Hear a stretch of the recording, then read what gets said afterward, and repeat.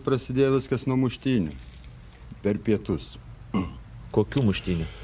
Su bendradarbiu pravažiavom pietų namo, reiškės. Prieš kambarį nusirengiau striukę, pasikabinau, ėjau į virtuvę ir tada ten nieko.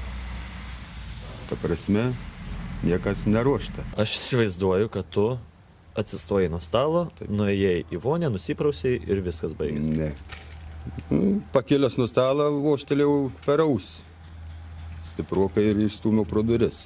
Už šitas muštynės jo, jį man atleidžia. O dabar dėl tos meilužės ten, sakykime... Pala.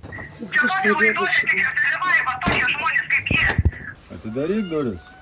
Alio, mieloji. Norėčiau, kad iškraustytumėt jį.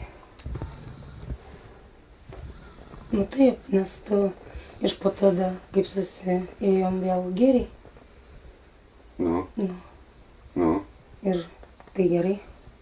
Nu. Sirpau galvo vienas į gerai. Pala, Sauliau. Nu, sudėjo tau vaistų kažkiek, kad ir rūbų kažkiek. Jo. Nu. Sauliau, vaistus tai tikrai pasiim. Sirpau galvo vienas į, jeigu mažvaikė ir, blėt.